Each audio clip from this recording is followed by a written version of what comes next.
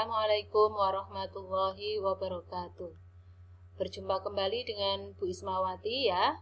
Kita masuk pelajaran informatika. Untuk pertemuan kali ini yang akan kita bahas yaitu tentang sejarah internet, pengertian internet, keuntungan dan kerugian penggunaan internet, dan cara koneksi internet. Kita bahas satu-satu anak-anak, tolong diperhatikan ya. Yang pertama, tentang sejarah internet. Internet pertama kali dikembangkan oleh Departemen Pertahanan Amerika Serikat yang disebut dengan ARPA pada tahun 1962. Berhasil dilakukan sambungan WAN antara komputer jenis TX2 dan Q32 di tempat yang berbeda. Nah, satunya di MIT, satunya di Santa Monica pada tahun 65. Online pertama kali tahun 64 karena berhasil menyambungkan 4 universitas yaitu Utah, Oklahoma, Stanford, dan Santa Barbara. Semuanya di Amerika. Pada tahun 1972, seorang tokoh bernama Roy Tomlinson berhasil menemukan simbol @ untuk alamat email. Contohnya ismawati@gmail.com. Itu menunjukkan alamat email. Ada lagi seorang tokoh yang bernama Timothy Berners-Lee. Dia menemukan World Wide Web, www, ini untuk alamat website. Ada lagi Mark Zuckerberg menemukan sosial media namanya Facebook. Tahun 1982 mulai digunakan sistem TCP/IP, Internet Protocol. Tahun 1984 diperkenalkan nama domain atau DNS, Domain Name System. Ya, sistem penamaan yang unik. Tahun 1992 mulai muncul istilah surfing the internet atau berselancar di dunia maya.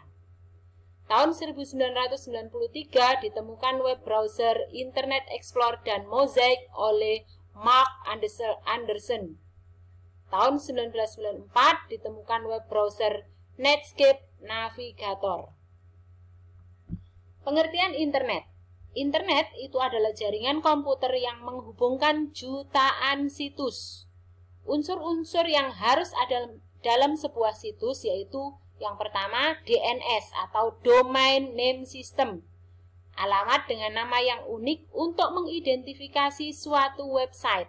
Contohnya http://www.wikipedia.com.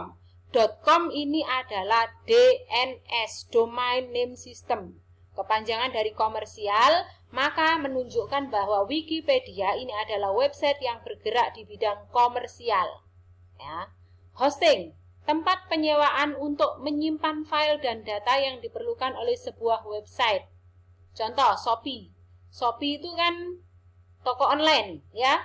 Dia pasti punya atau menyimpan data tentang jenis barang, nama barang, harga barang, nama pembeli, nama penjual. Nah, itu disimpan dalam sebuah tempat tersendiri ya, server tersendiri yang disewa oleh Shopee. Nah, itu disebut hosting.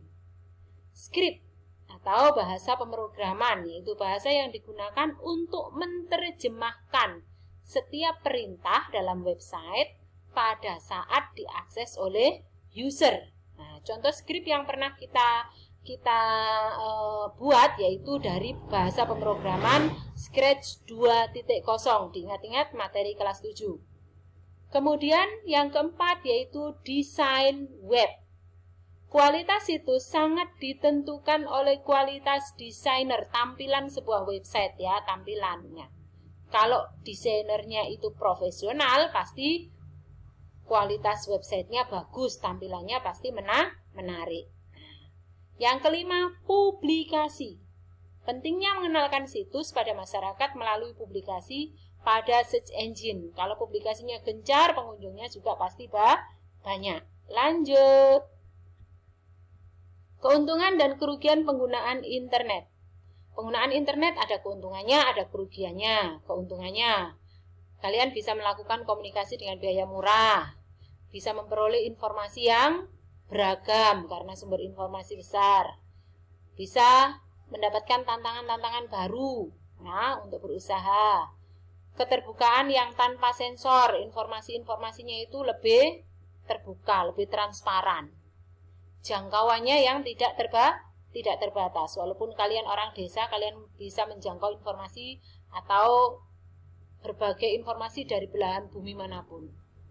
Kerugiannya, ancaman virus, ya.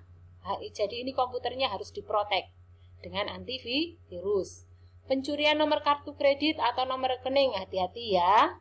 Plagiat hasil karya intelektual. Nah, hasil karya kalian di-upload di internet itu gampang sekali untuk ditiru oleh orang lain.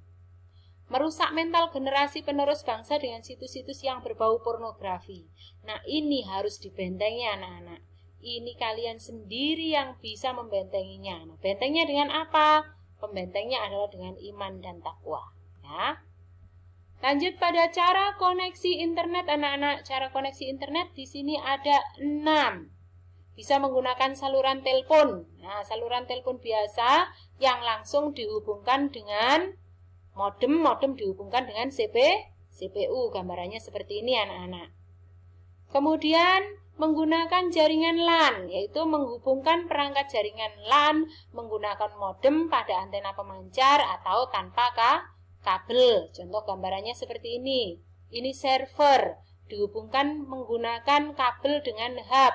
Hub dihubungkan dengan klien juga menggunakan kabel. Nah, yang terhubung ke modem itu hanya servernya saja, ya. Lanjut, yang ketiga menggunakan jaringan Wi-Fi, wireless fidelity, yaitu menghubungkan perangkat komputer dengan internet tanpa menggunakan kabel. Jangkauannya hanya sampai 100 meter. Contoh yang sering kita gunakan, kalian yang biasanya bantol di warung kopi, nah itu biasanya menggunakan jaringan Wi-Fi, ya kan? Nah, kalau jangkauannya lebih dari 100 meter, biasanya sinyalnya jelek, buruk. Nah, ini. Oh, maaf. Wi-Fi. Nah, ini Wi-Fi ya. Jadi tanpa kabel. Nah, lanjut ke Wipro. Wipro ini sama, hampir sama seperti Wi-Fi. Hanya dia kecepatannya lebih cepat, jangkauannya lebih jauh. Contoh di kampus-kampus atau yang jaraknya jauh, dia sama seperti Wi-Fi, ya, tanpa kabel, menggunakan pemancar. Hanya pemancarnya itu dia tinggi letaknya, jadi jangkauannya lebih jauh.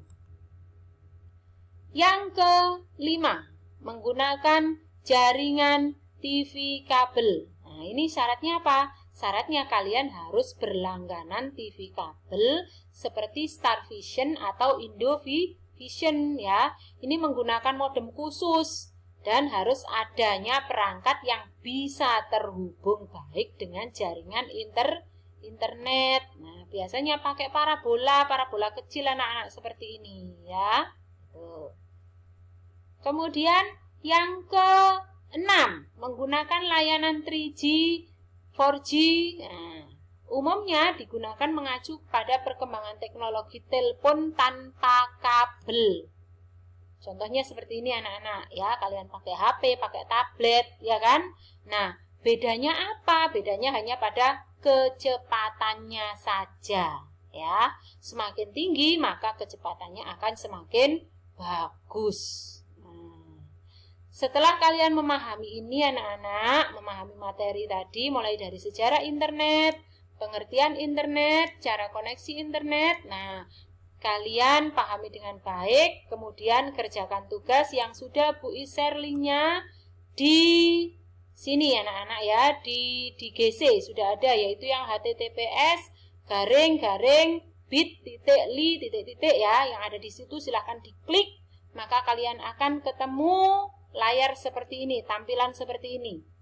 Setelah masuk tampilan seperti ini, kalian harus melengkapi identitas. Nama harus sesuai dengan nama yang ada pada absensi. Kelas juga, nomor absen diisi lengkap. Setelah lengkap identitasnya, kalian klik next. Setelah diklik next, kalian masuk pada tahap kedua, yaitu menjawab soalnya.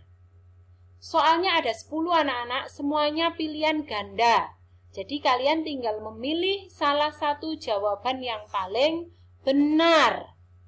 Setelah soalnya ini diisi semuanya, jangan buru-buru disubmit. Jangan buru-buru disubmit. Ulangi soal ini ya. Pikirkan dengan benar jawabannya, kira-kira mana yang paling betul. Setelah kalian yakin betul jawabannya, baru diklik submit. Nah, setelah diklik submit, maka jawaban otomatis akan terkirim ke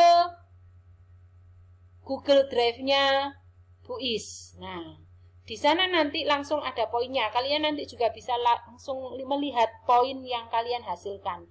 Dan tugas ini untuk pertama ini tidak bisa diulangi ya anak-anak. Kalau nilai kalian 30, 40 tidak bisa diulangi. Karena Bu Is setting tugas ini hanya 1 kali pengiriman. Untuk itu, tolong diperhatikan, dijawabnya dengan betul-betul yang teliti ya. Diperiksa dulu, jangan tergesa-gesa submit atau kirim. Jika yakin betul, baru di-submit. Oke, itu saja yang bisa saya sampaikan. Mudah-mudahan bermanfaat. Saya akhiri. Assalamualaikum warahmatullahi wabarakatuh.